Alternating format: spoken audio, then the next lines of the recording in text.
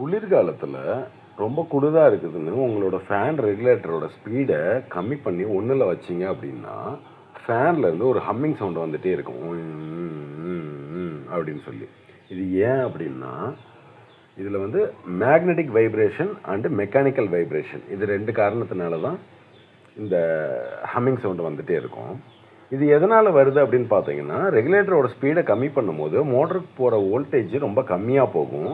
அப்போ அதில் உருவாகிற மேக்னெட்டிக் ஃபீல்டு வந்து அன்ஸ்டேபிளாக இருக்கும், ஸ்டேபிளாக இருக்காது, ரொம்ப குறைவாக இருக்கும் மேக்னெட்டிக் ஃபீல்டு. அதனால அதோட கோர் வைப்ரேஷன்னால் அதுலேருந்து ஒரு நாய்ஸ் ஒன்று க்ரியேட் ஆகும். அந்த நாய்ஸ் தான் அது. கெப்பாசிட்டர் வந்து வீக்காக இருந்தது அப்படின்னா அதனாலேயே அந்த சவுண்டு வரும். மேக்னெட்டிக் ஃபீல்டு வந்து ஸ்டேபிளாக இருக்காது, அதனாலேயே அந்த சவுண்டு வரும். இன்னொன்று பேரிங்கே வந்து போயிருந்தாலும் ஃபுல் ஸ்பீடில் ஓடும்போது பேரிங் போனது தெரியாது. ஏன்னா அது வந்து ஃபுல் ஸ்பீடில் ஓடும்போது சென்ட்ரிஃபிகல் ஃபோர்ஸ்னால சுற்றிகிட்டே இருக்கும், வேகமாக சுற்றும். அதே லோ ஸ்பீடில் ஓடும்போது அது பேரிங் போயிருக்கிறதுங்கிறது காட்டி கொடுத்துரும். அதனாலேயும் அந்த சவுண்டு வரும். பழைய type resistor regulator, coil type regulator அதெல்லாம் பயன்படுத்தும் போது அது மூலமாக ஹீட் அதிகமாக வரும், அதனால நாய்ஸும் அதிகமாக இருக்கும்.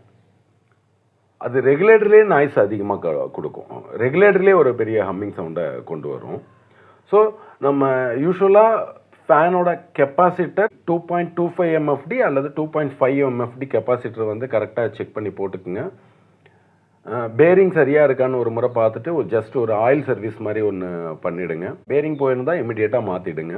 அதுக்கப்புறம் உங்களுக்கு ஃபேனோட சவுண்டு வராது. லோ ஸ்பீடில் ஓடும்போது கண்டிப்பாக இந்த காரணங்களால் சவுண்டு வரும். ஸோ இது எல்லாமே சரியாக இருந்தது அப்படின்னா அந்த சவுண்டை நம்ம அவாய்ட் பண்ண முடியும். நான் உங்கள் மின்சார மனிதன்.